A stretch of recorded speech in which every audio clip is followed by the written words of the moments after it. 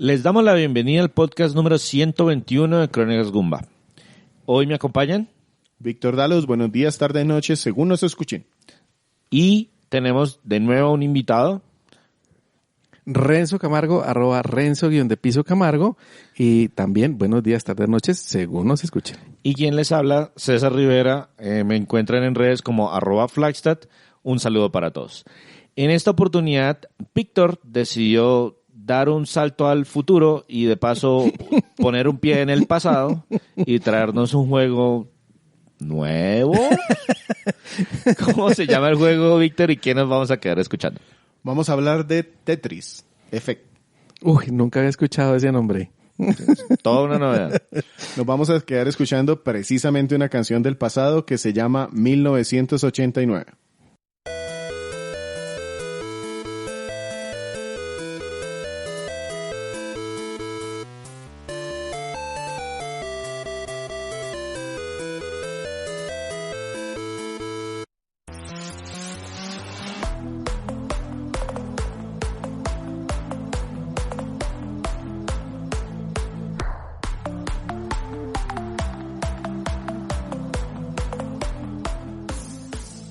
Tetris Effect es un título, es como una renovación, un relanzamiento, revitalización de la franquicia de Tetris. No, es Tetris.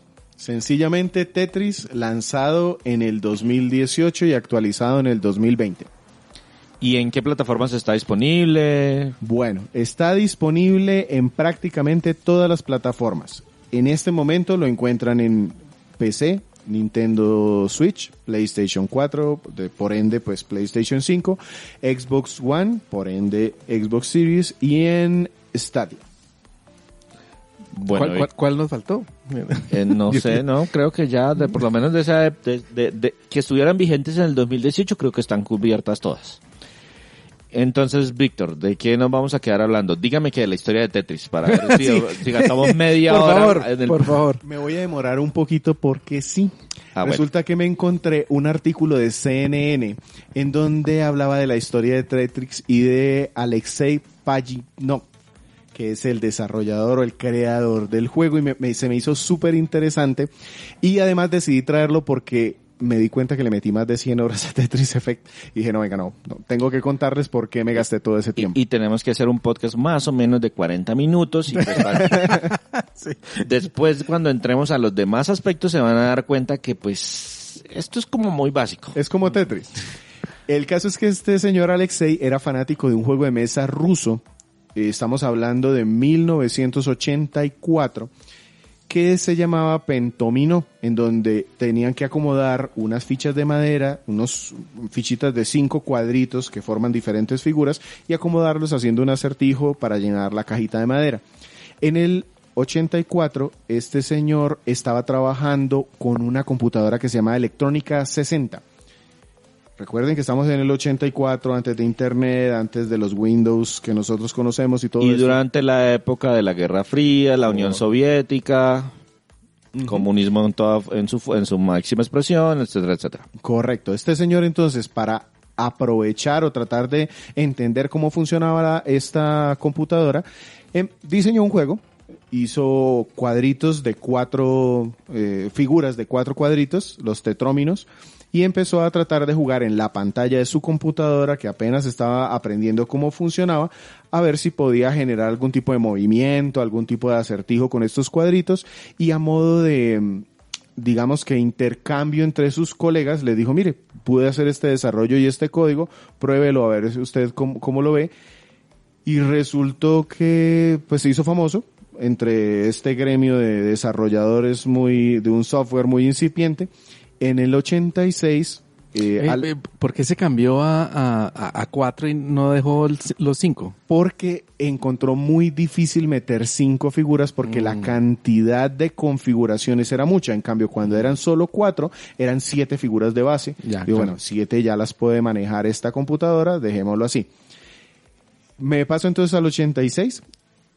Alexei recibió una llamada de Robert Stein. ¿Quién es este? Es un programador húngaro que dijo, oiga, me gustó ese juego que usted desarrolló, como juego yo le veo mucho futuro, permítame por favor comercializarlo. pero resulta que este señor era húngaro, quiere decir que estaba al occidente de Estaba al otro lado de la cortina. de la cortina de hierro. Exactamente. Y tuvieron una conversación telefónica en donde Alexei Pajitnov dijo, déjeme pensarlo, voy a mirar cómo es el trámite y eso, pero Robert Stein entendió, hágale, comercialícelo.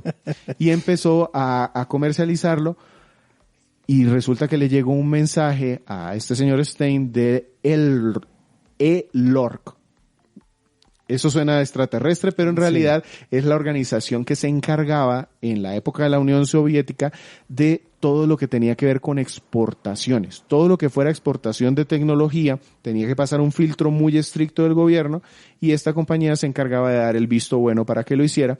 Resulta que llamaron a Stein y le dijeron, oiga señor, usted está haciendo un negocio ilegal con propiedad intelectual rusa. Entonces le tocó a este señor ir a presentarse, ir y venir, cartas. El caso es que duró 2 años en eso hasta que logró que le dieran el permiso con unos lineamientos claros. Le dijeron, listo, usted va a poder comercializar esto, pero debe mantener primero los caracteres cirílicos, o sea, los del el alfabeto ruso que utilizan en Rusia. Y otra es que debe mantener unas imágenes que den clara identidad al producto. Ahí debe haber cosacos, debe haber una música que más o menos suene así. Usted puede hacer todo lo que quiera con ese juego, pero debe mantener esas reglas. Y listo. Empezó este señor en computadoras en el Reino Unido y en Estados Unidos. Varias marcas de computadoras que había en ese momento empezaron a comercializar el juego y les fue bien. Tanto que no pasó desapercibido para las compañías de consolas. Y llegaron de las más grandes, Atari y Nintendo, que se fueron hasta Elrog y dijeron, venga, nosotros también queremos llevar esto, pero a una consola. Y le dieron la última palabra a Alexei Pajitnov de decir, bueno, ¿a quién le damos los derechos? ¿A Atari o a Nintendo? Y este señor Alexei dijo de que desde el principio le había gustado mucho más la forma como Nintendo se identificó con el juego. Y decía que uno de los ejemplos era el eslogan que habían llevado para hacer su presentación. Atari le puso como subtítulo Tetris, The Soviet Mind Game. Sí, el juego mental soviético. Mental soviético. En cambio, Nintendo tenía como subtítulo From Russia with Fun. Ah, ok. De Rusia con diversión. Entonces eso le dio pues por decirlo de alguna manera, le dio Russia with Fun. Eso no suena muy chévere ahorita, ¿no? Justo sí, en ahorita, en justo 2022, en este momento, en no el suena momento tan que estamos chévere. grabando el podcast, no. No. Pero pues, estamos hablando de 1980 y no me acuerdo cuál. ¿86? 88. El caso es que esto ya le dio a Game Boy precisamente su punto fuerte, porque lo catapultó. Para quienes de pronto no lo tienen en mente, Game Boy se lanzó en 1989 y uno de los juegos que acompañó ese lanzamiento y que prácticamente iba con la consola era No, prácticamente Tetris. no, iba con la consola. Ujú. Era el que todo el mundo estaba diciendo, pero ¿por qué no lleva un Mario? No, Ujú. uno de los representantes de Nintendo dijo, no, Mario es muy divertido, pero no es para todo público. Esta cosa que acabamos de licenciar, que es Tetris, esto va a pegar con todo el mundo. Probemos, láncelo, acuerdo, hágame es que- caso. Sí, no, y es que el que Guiño, no jugó guiño. Tetris, sí, no, el que no jugó Tetris de pelado, pues de pelado para nosotros, más bien, el que no jugó Tetris en la época de los 90s no existía.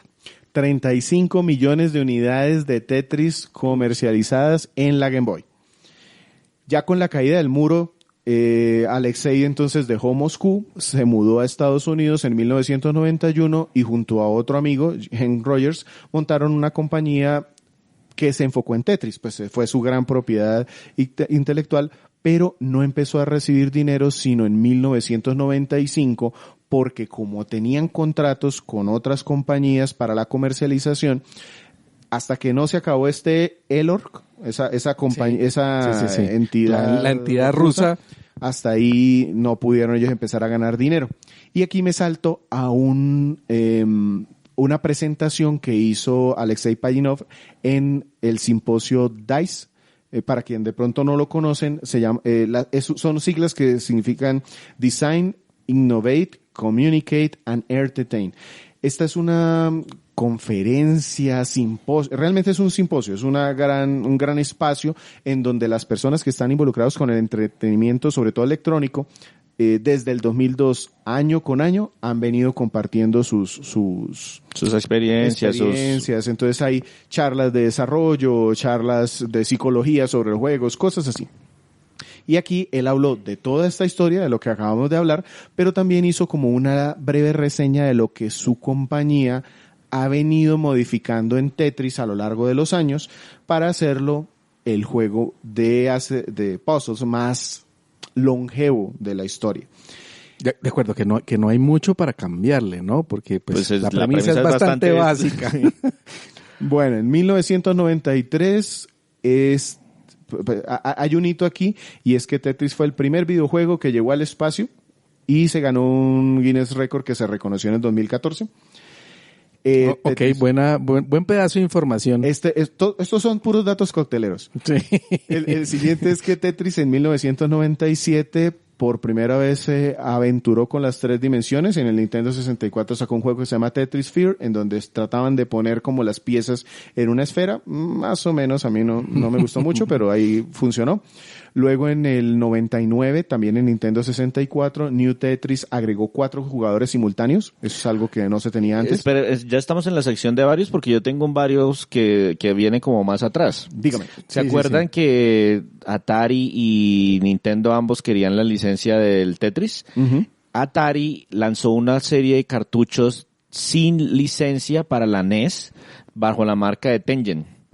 Dentro de estos tenía una versión de Tetris, pero ellos compartían esa licencia con Nintendo. Cuando fue la hora de legalizar esos cartuchos de Tengen y lanzarlos oficialmente en la NES bajo la otra marca de publisher, Nintendo le prohibió el lanzamiento de Tetris, a pesar de que esa edición era superior para la consola porque soportaba 2 jugadores de manera simultánea, algo que la versión de Nintendo no poseía. Entonces se quedaron nosotros oficialmente con la versión más pobre. Pero es que Tengen hay que dedicarle un podcast porque tiene torcidos que hay que... Anotado. Sí. Entonces, este tema de los 2 jugadores se amplió en el 99 con New Tetris, 4 jugadores simultáneos que podían competir o podían colaborar por puntos. Pero esa es una innovación importante porque esa versión online, digamos... ese era local, pero multijugador. Sí, esa versión, bueno, online sí, ¿no? Multijugador. Le añade un montón de experiencia al Tetris porque pues básicamente uno está jugando no solamente para evitar para evitar que lleguen no, pero ahorita espéreme, no me adelante la jugabilidad, no me hagas spoilers. Ay, perdón, sí. Nadie sabe cómo se juega Tetris. Sí, de acuerdo, perdón. En el 2006, en 10, con 2 pantallas, se agrega el Tetris 10, agrega un montón de personajes de Nintendo, modo de usarlo a 2 pantallas, control táctil, que realmente aquí se empezó a implementar una forma de jugarlo solo con una pantalla táctil, y modo multijugador pero wireless. Entonces ya cada persona con un 10 podía jugar en su pantalla contra otra persona. En el 2008, Tetris Party, Wii, usa la balance board, no me pregunte cómo, pero con la tableta esa se podían parar y hacer mover las piezas, y aparte tenía multijugador local y competitivo online, que también fue una de las primeras versiones que incluía el online para el Tetris. Tetris Axis en el 2011, en 3DS, aplicó realidad aumentada a la pantalla, entonces había imágenes y cosas que se veían detrás cuando se estaba jugando. Y por último, resaltó Puyo Puyo Tetris en el 2014, que fue una primera colaboración con otra franquicia muy importante de puzzles, de ese de acomodar piecitas, en donde se podían cambiar y competitivamente hacer juegos. Un ratico Puyo Puyo, otro ratito Tetris. Y si no saben qué es Puyo Puyo, no les vamos a explicar. Entonces, eso para va la a venir próxima. para otro juego más. para otro podcast. Yo agrego aquí un cambio que después Alexei Pajinov mencionó con mucho orgullo, fue Tetris 99, que es un Battle Royale de Tetris, 99 jugadores al tiempo. Ese lo volví a jugar hace poquito y súper divertido. ¿Todavía está disponible? Porque entiendo que eso era tiempo limitado. No, ese no. El de tiempo limitado era el de Mario 35. para conmemorar los 35 años de Mario, que por Bien alguna divertido. razón los servidores no lo pueden sostener mucho tiempo, entonces solo duró un año. Pero este Tetris 99 sí es un juego permanente. No. Y voy a cerrar con otro de esos datos cocteleros, ya para pasar a otro tema, y es que en Scientific American, básicamente hablan en un artículo que se titula Tetris Dreams, que hay una serie de experimentos en la Escuela de Medicina de Harvard, en donde encontraron que las personas que jugaban de manera extensa o muy Frecuentemente. continua, muy frecuentemente, y justo cuando terminaban de jugar esas sesiones prolongadas, se iban a dormir, en sus sueños seguían viendo piezas de Tetris y de alguna manera practicaban cómo mover las piezas. ¿Qué encontraron? Que en futuras ocasiones esas personas aprendían a jugar más rápidamente, porque mientras dormían tenían sueños con las figuras y eso les ayudaba a practicar más el juego de Tetris. También probaron si eso aplicaba para personas con problemas cerebrales y encontraron ciertas mejoras en la lógica. Eso insiste mucho esta gente de Scientific American, que no es ciencia probada, pero que sí hay estudios en esa línea, y le pusieron un nombre particular a eso, que fue Tetris Effect, y me cerró perfecto porque les voy a hablar de ese juego en este momento, lanzado en el 2018 para PlayStation 4 y PC, y en el 2020 una versión a la que le pusieron la coletilla Tetris Effect Connected para Xbox y PC. Luego en 2021 salió en Nintendo Switch, PlayStation 4 y PC, pero en Steam y Epic. La versión que salió en 2020 originalmente era solo para Windows Store. Pero en algún momento te explican qué significa el Tetris Effect y hacen referencia a este estudio de Harvard. En el juego no. Básicamente... Ay, porque yo pensé que esa era la Sí, historia yo también, que nos que iba a ese era contar. el gancho, claro, yo también pensé lo mismo. Porque ¿no? es que lo que sigue en nuestro podcast sería la parte donde Víctor nos explica la trama jugabilidad. de Tetris Effect. Lo cual no hay, por eso Sí, me una comí historia. todo el tiempo hablando de esto, porque hay muchos espacios que van a quedar muy corticos de aquí en adelante. Dígame que el pentanomio secuestró a una princesa. No hay ninguna historia aquí y no son pentanomios, son tetranomios. Por eso, precisamente, el pentanomio secuestra a la princesa, No, los porque no- tetranomios no tienen que cabe en la rescatarla. pantalla, no cabe.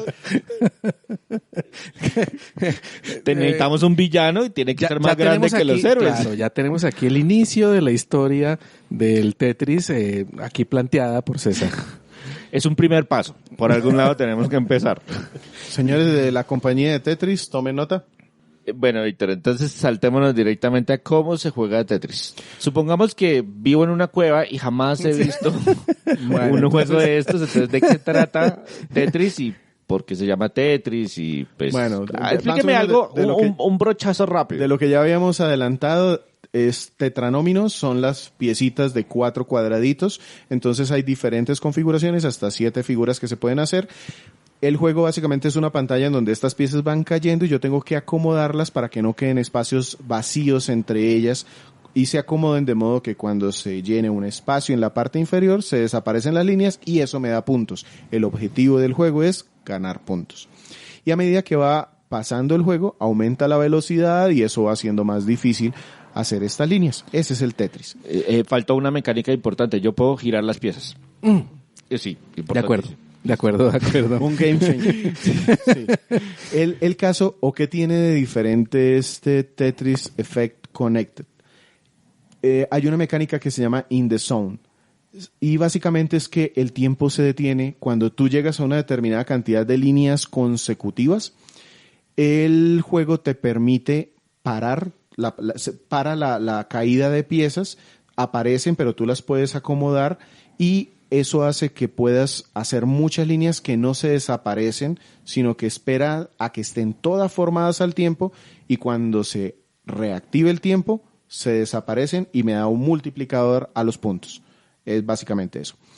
Se para el tiempo, dejan de caer las piezas, solo me van apareciendo y las voy acomodando abajo manualmente. Yo lo entiendo porque lo he visto creo que en algún tráiler, nunca he jugado esta cosa, pero sí comprendo el concepto. La idea es eso, que yo tengo un tiempo limitado en el que me dejan ver cuáles son las piezas que siguen y yo las voy ubicando en el puesto correcto y cuando se reactiva todo el tiempo, todas caen al tiempo y pues me hacen muchísimos puntos, hago muchísimas líneas de manera simultánea. ¿Qué modos de juego tengo? Hay un modo campaña que, a pesar de que no hay historia, es un viaje musical. Entonces yo voy cambiando de escenarios como si hiciera un viaje por el mundo, como si fuese volando Como por si algún era lado. un viaje con LSD. Más que o por el menos, mundo. Más o menos así. Más que por el mundo, porque paisajes no hay muchos que Voy digamos. desde el fondo del mar, puedo ir a la cima de una montaña, paso por desiertos, ciudades, bosques, escenarios oníricos, o sea, fúmese lo que quiera y juegue Tetris, que Sí. lo va a se va a divertir. Ponga Pink Floyd de fondo y ya. Ese es el otro pero- tema. No necesitas poner Pink Floyd, porque el juego está muy enfocado a que el arte esté integrándose en todo lo que estás haciendo sin interrumpirte el juego, agregándole al Tetris Effect, como si estuvieras en un sueño tú, metiéndote Ya. con el ritmo, con la pantalla a oscuras, bajándolo. De hecho, la primera versión, la que salió para PlayStation 4 originalmente, tenía un modo para VR. Fue la primera vez que yo lo probé y yo dije, esto lo debo tener de alguna forma, porque a pesar de que es un Tetris simple, los sentidos se te enfocan totalmente en ver la pantalla, en escuchar lo que está, y se te borra lo que hay alrededor del mundo. Solo está esa Tetris bajando, ese tetranómino bajando para poderlo hacer llegar. Aparte de este modo de campaña, hay modos clásicos, entonces hay modo maratón de aguante lo que pueda y a medida que haga puntos se aumenta la velocidad. Espera, devolvamos un poquito al modo de campaña. Si decimos que el objetivo es hacer puntos, me imagino que para pasar de nivel tenemos que hacer una cierta cantidad de puntos Así es. o una cierta cantidad de líneas, o cuál es el criterio para cambiar de mundo. Puntos. Normalmente son puntos. Entre más líneas consecutivas hagas o un mayor paquete de líneas al tiempo logres, te dan mayor cantidad de puntos. Y en el modo campaña también hay algunos jefes, de alguna manera, te pueden ir atacando, pero lo voy a hablar un poquito en el modo multijugador ahora porque gana. Modos clásicos, maratón, como les decía, modo sprint, entonces te dicen, tienes que hacer un número determinado de líneas en este tiempo. Entre menos tiempo... Y si no alcanzo, las coloco en el backlog y le digo a mi Scrum Master que la siguiente... el otro sprint... Chiste ahí. interno, chiste interno. Sí, tienen que hacer otro sprint y luego el backlog y bla, bla, bla. El caso es que esto tiene mucho de ver leaderboards, entonces tu mejor tiempo se publica y compites contra otras personas o contra tus amigos, cosas así. Entonces ese es otro de los aspectos que te motiva a estar jugando esto. Aparte hay un modo ultra y master para lograr una puntuación determinada en un tiempo definido. No es un número de líneas, sino una puntuación en un tiempo determinado. Porque ahí como cambia el tema de tener multiplicadores, si son más de una, entonces pues puede ser diferente. Y el Correcto. tema es que, pues, una de las mecánicas que no mencionamos, porque pues son mecánicas avanzadas para el modo Ultra y Master, es que uno puede hacer que la figura caiga más rápido. Entonces, Sí, de acuerdo. en esos uno tiene que jugar con el tiempo, tiene que aprovechar, correr con las figuritas para... Moverla y bajarla de una vez. Exactamente. Hay un modo nuevo aquí que se llama Relax, precisamente para aprovechar todo este espacio, la música y los gráficos. Aquí ya no hay game overs, es sencillamente juegue y haga líneas y no le aumentan la velocidad, es juegue todo lo que quiera para deleitar los Es sentidos el haciendo relax. Tetris. Espera, tengo una Pero pregunta. en un segundo, ¿Y sí, si o se sea, llena la exacto. torre? No, se desocupan las líneas y sigue, porque lo único que quiere es que tú sigas tratando de acomodar líneas y ver cuánto tiempo quieres estar ahí. Sin presión, sin presión. Ujú. Modo multijugador. Esto fue lo que se agregó con la coletilla Connect y realmente cambia el juego y lo que ameritó que se lanzara posteriormente en toda la cantidad de consolas que se lanzó, como les decía. Un modo de 3 jugadores, no sé por qué 2 o 4, pero son 3. Es cooperativo. Cada uno juega en su propia parte de la pantalla haciendo sus líneas y en algún momento, cuando ya en conjunto tengan una cantidad de puntos, llega un jefe. Ese jefe es controlado por una inteligencia artificial y lo que tiene como diferente es que debo hacer una cantidad de puntos para derrotarlo. Es como cada vez que yo hago una línea, le hago daño a ese jefe y le desocupo la línea de vida. que tiene en Pero, particular. pero el jefe juega en contra de uno, o sea, es decir, él también está haciendo líneas y me está haciendo daño. Exactamente. Él Sí, también porque le está iba a decir, no ha cambiado mucho con respecto a todos los demás modos. Yo tengo, sigo haciendo puntos. Él nos puede hacer daño al equipo y deshabilitarnos o lanzarnos castigos, realmente es lo que hace. ¿Qué son los castigos? Me lanza basuritas o piezas desordenadas que me entorpecen mi acertijo. ¿Qué le agrega interesante esto? Que el modo in the zone también aparece acá, la mecánica. Quiere decir que si los tres hacemos una cantidad de líneas consecutivas, se para el tiempo, pero algo nuevo es que nos unen los pozos de los tres al tiempo. Entonces yo puedo poner piezas en un escenario de los tres, en el de cualquiera de los otros dos jugadores, para buscar hacer las líneas, y vamos bajando piezas por turnos. Y, de nuevo, cuando el tiempo se detiene, yo acomodo piezas hasta que logro hacer una cantidad de línea, y cuando el tiempo se reactiva, todo ese daño se va contra el jefe para hacer un daño masivo y lograr avanzar contra los demás jefes. Aquí hay una temática que es como si fueran constelaciones, entonces yo juego contra Virgo, contra Escorpio, y esos son los jefes finales, también cambiándome el escenario como en unas constelaciones. Esto poco a poco se convirtió en Caballeros del Zodiaco. No, algo medio bastante psicodélico. Sí, tengo que ir por todas las casas del santuario para lograr... Si ven, sí tiene trama. Lo que tiene que hacer es ponerle al final a Atena para rescatarla y sale. Y sale. Hay otro modo multijugador que es Versus, entonces también el Connected, pero en esta ocasión podemos jugar tanto local como online, y aquí pues si ya es atacar a los demás, puedo hacer el in the zone, hacerle daño, enviarle basurita a los demás, o hacerlo... Yo no entendí muy bien lo de la basurita. ¿Qué significa enviarle basurita? Piezas desordenadas que se... Básicamente... O sea, que bajan todas y que usted no puede hacer nada al respecto. O me mueven hacia arriba el acertijo. Abajo O sea, quedan huecos. queda una línea adicional con huequitos. Con huequitos. Exacto. Todos estos modos Víctor, por favor, ya no lo comentó aquí en privado, pero tiene que admitirlo en público. Me cuentan que lo estaban masacrando en el modo de Versus. Por supuesto. Por supuesto, porque yo tengo una maestra de Tetris aquí viviendo junto a mí, no lo sabía. Vamos a ver si podemos obtener dinero de eso, pero por ahora lo que ha ganado ella es bajarme la autoestima, porque mi esposa me da unas tandas en esto de una forma impresionante. Es la venganza porque él la trató de poner a jugar Street Fighter y Más o menos. Les cuento una cosa, todos los modos de juego, todos, los que le he mencionado, dan puntos, y esos sirven como puntos de experiencia. Y se aplican en el juego para cambiar avatares, la imagen de mi personaje cuando juego cosméticos. online. Sí, muchas cosas estéticas. Y tiene juego cruzado con todas las plataformas. O sea, yo puedo jugar en PC contra personas en PlayStation 4. O eso está contra interesante. La gente de Oculus Quest o la de Xbox, contra todos. Y un detallito que quiero agregar es cuando jugamos contra los jefes, a veces tienen ataques especiales. Ataques especiales, por ejemplo, me bloquea la posibilidad de bajar las piezas rápido. O hace que no pueda rotar las piezas durante un tiempo determinado. Entonces eso le agrega como una variedad, dificultad adicional. Sí. Y el control áptico, si lo juegan en PlayStation 5 o en Nintendo Switch, le agrega un montón, porque la vibración en el control se adapta a la música o a lo que está pasando en la caída de las piezas. Entonces digamos que eso le agrega un poquito más. Bueno, Víctor, tengo miedo de preguntar.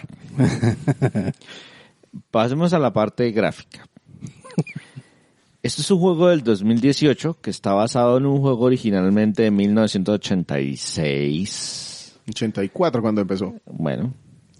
Entonces, ¿cómo se ve Tetris que Effect? Está basado en un juego de piezas de madera, ¿no? Sí. ¿Cómo se ve Tetris Effect y por qué no debo entrar en las drogas? No, yo creo que esta es una forma de droga y por eso decidí traerlo ahora. Ciento y pucho de horas metidas encima demuestran que eso es así. Gráficamente, digamos que las fichitas, pues los tetadóminos son los mismos, ahí no cambia nada. Lo que cambia realmente es el entorno en el cual se está jugando el juego.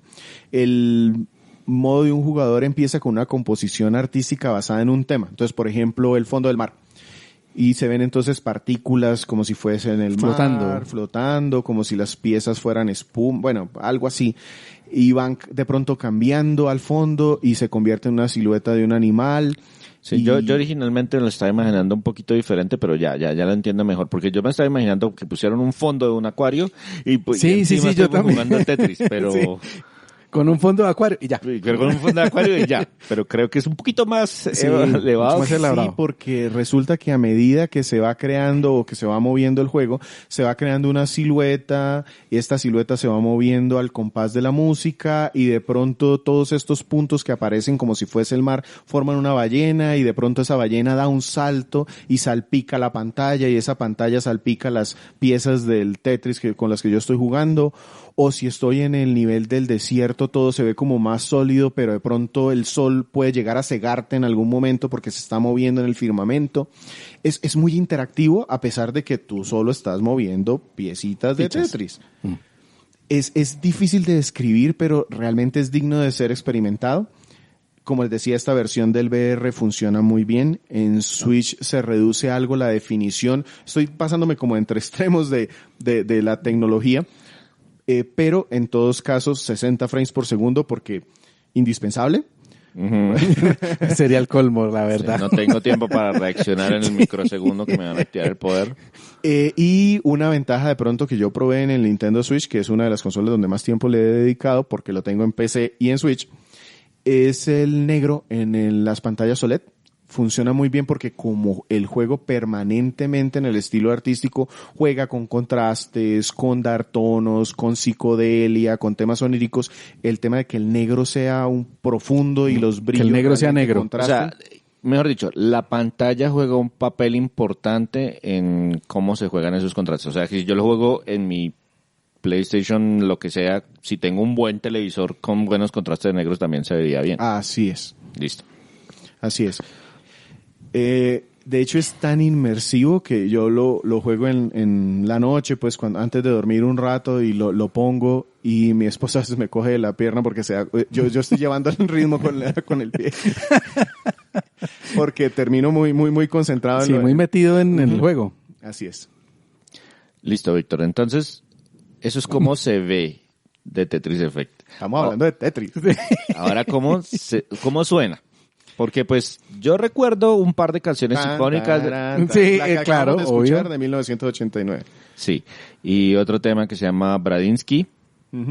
Y otro, bueno, como 3 o 4 canciones propias, pero de final del juego. Durante la música que suena en el título, pues eran 2 o 3 cancioncitas.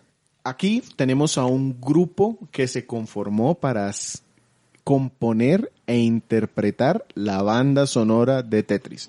Se llama Hydaelek. Es un grupo musical que tiene un montón de géneros en su descripción. Su gran trabajo inicial fue esta banda sonora.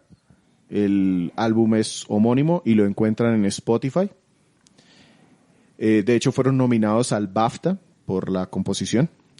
Hay mezclas muy interesantes, tecno, hay tecno en muchos de los niveles.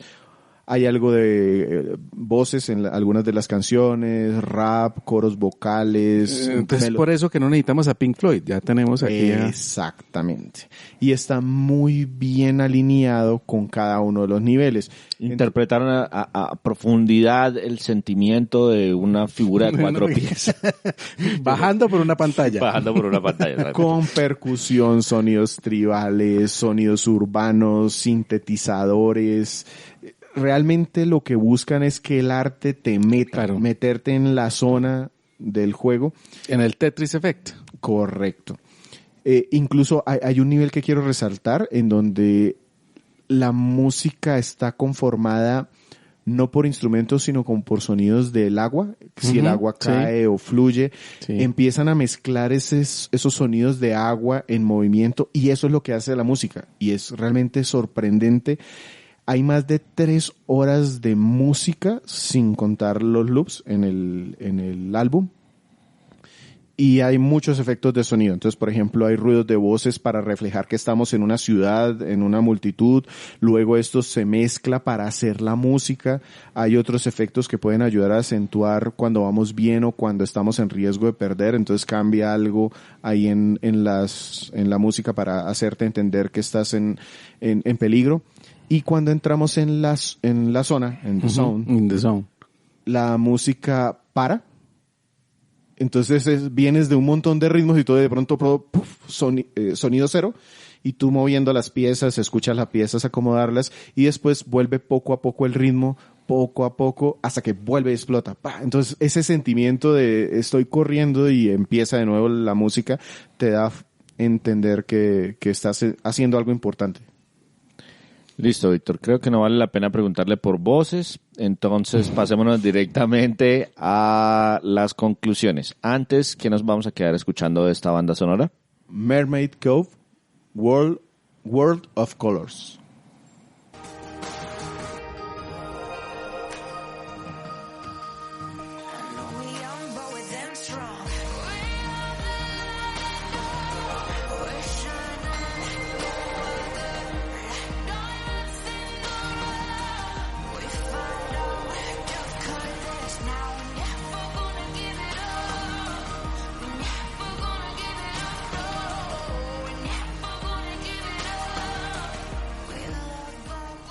The Tetris Effect, un juego de acertijos lanzado originalmente en el 2018 para múltiples plataformas. Venga, pero antes de pasar ya a las conclusiones, quería preguntarle, ¿efectivamente hubo Tetris Effect? Sí. Es decir, ¿durmió sí. y soñó con piezas bajando por la pantalla? A mí me pasaba con otro tipo de juegos, pero sí se pasa. completa, sí pasa.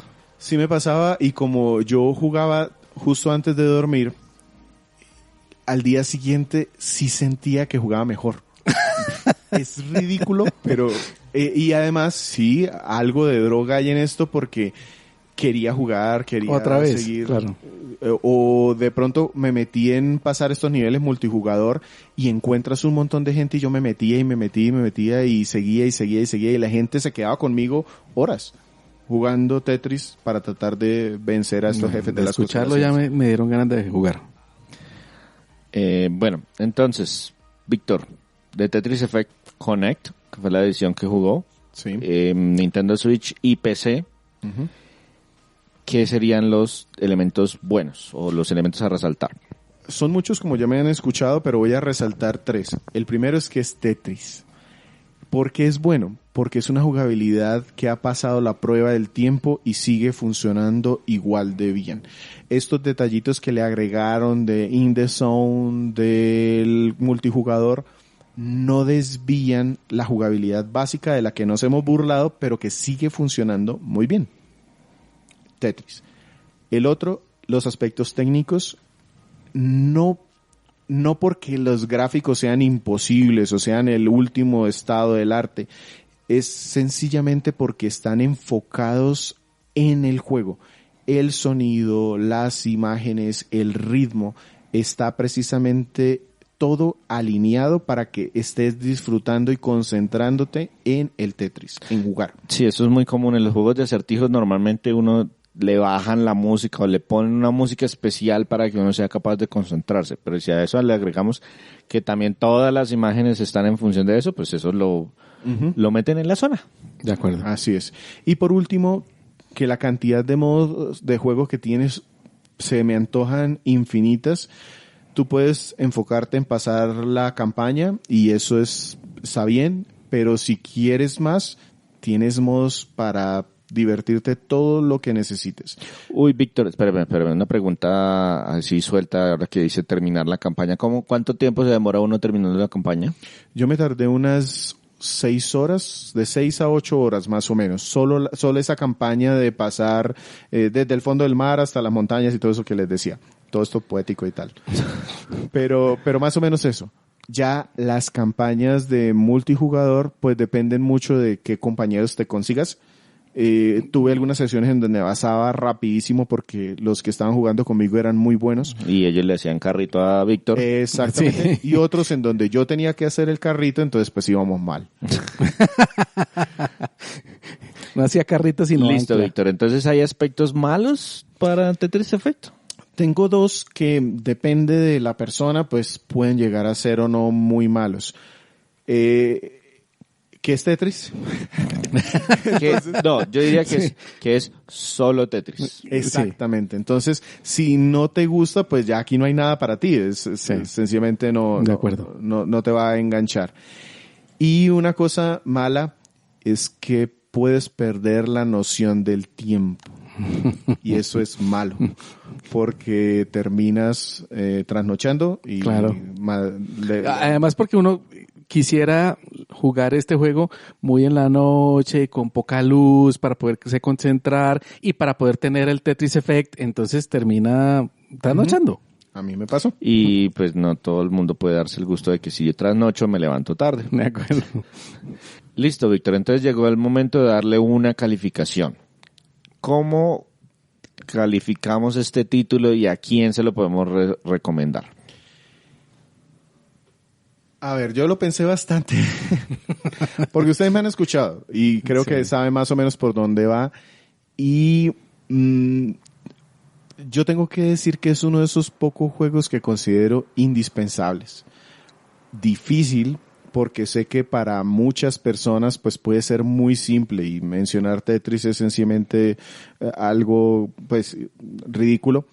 Pero eso también lo hace muy adecuado para un público muy extenso.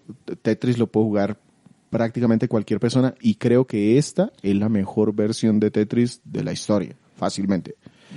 De pronto sería mencionar que si quieren probar el juego antes de gastar el dinero como para saber si de verdad les gusta Tetris, pues hay cualquier cantidad de versiones de Tetris, incluso gratuitas, como para decir, oh sí, si la mecánica básica más o menos se identifique con ustedes, pueden ir a buscar este Tetris Effect. Claro, y adicionalmente estamos hablando de que si esta es la mejor versión de Tetris, desde 1984 hasta 2022, estamos hablando de un juego indispensable. Por lo realmente. menos la que yo he probado sí es la mejor. Y decir que esta se encuentra en Game Pass.